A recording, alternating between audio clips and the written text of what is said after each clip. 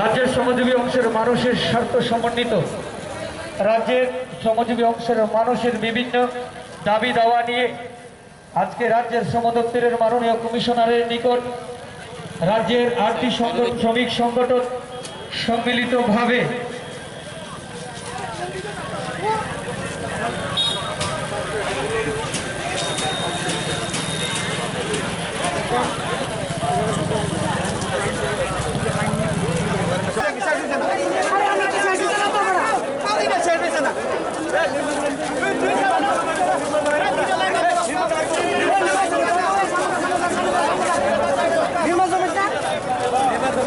কমিশনারের নিকট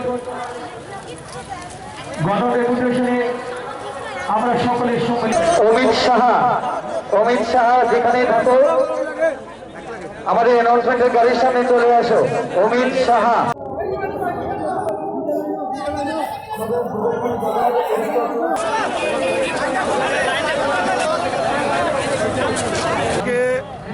আটটি সংগঠন যৌথ উদ্যোগে আজকে 8টি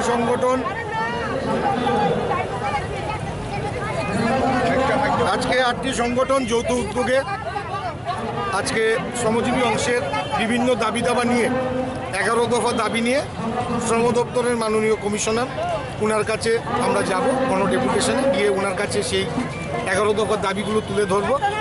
এই রাজ্যের বর্তমান এবং আপনারা জানেন কিছুদিন আগে করোনা ভাইরাসের মহামারীতে রাজ্যের শ্রমজীবী অংশের মানুষের অর্থনৈতিক অবস্থা এবং তাদের বর্তমান পরিস্থিতি খুব খারাপ।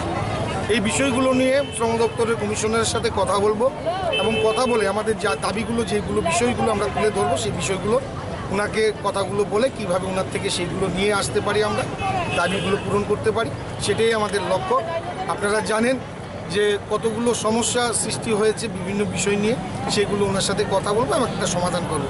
তো আজকে যে 8টা উইংস আমাদের এই রাজপথ আগরতলা রাজপথে আজকে ঐক্যবদ্ধ হয়ে একসাথে ওনারা মিছিল করে শ্রম দপ্তরে যাবেন, সেটা হচ্ছেন অল ত্রিপুরা নির্মাণ শ্রমিক সমিতি, ত্রিপুরা ফুটপাথ হকার সংগ্রাম সমিতি, অল ত্রিপুরা রাজ্য মোটর সংগ্রাম সমিতি, ত্রিপুরা রাজ্য সেলুন কর্মী সমিতি, ত্রিপুরা প্রাইভেট স্কুল বাস চালক সহচালক সমিতি এবং ত্রিপুরা অটো রিক্সা কর্মী সমিতি এবং ত্রিপুরা ই রিক্সা শ্রমিক সমিতি।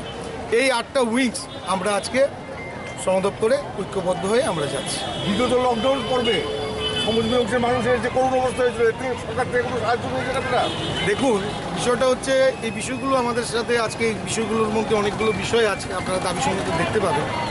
এখানে কতগুলো সমস্যা আছে, আমরা বিশ্বাস করি সরকার আমাদের, যেহেতু সরকার আমাদের, সেই জায়গায় কিছু আধিকারিক, আমি সবাইকে বলবো না, কিছু আধিকারিক যারা আছেন, যারা এই বর্তমান সরকারটাকে কালিমালিপ্ত করার চেষ্টা করছে এবং শ্রমজীবী অংশের মানুষকে নানাভাবে বিভ্রান্ত করার চেষ্টা করছে এবং সরকারকে একটা কালিমালিপ্ত করার চেষ্টা, যে এই যে মুখগুলো, সেই মুখগুলো আজকে আমরা শ্রম দপ্তরে গিয়ে সেই মুখগুলো চিহ্নিতকরণ করে হাতে তুলে দেবো। এই সরকারের প্রতি আপনাদের সম্পূর্ণ আস্থা আছে?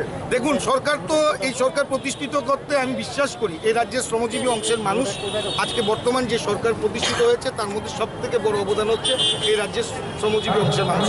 কারণ বিগত 25 বছরে যারা শ্রমিকদের কথা বলে তাদেরকে মাঠে ময়দানে নামিয়েছে, কিন্তু তাদের যে ডেভেলপমেন্টটা করার কথা ছিল বাস্তবে সেটা তারা করেনি, যার জন্য শ্রমজীবী অংশের মানুষ তাদেরকে প্রত্যাখ্যান করেছে।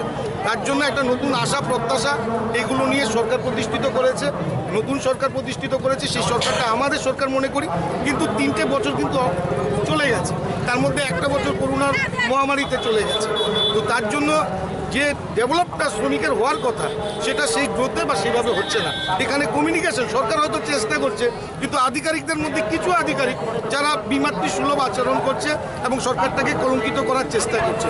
তো সেই বিষয়গুলো আমরা দীর্ঘদিন ধরে লক্ষ্য করেছি, ফলো করেছি।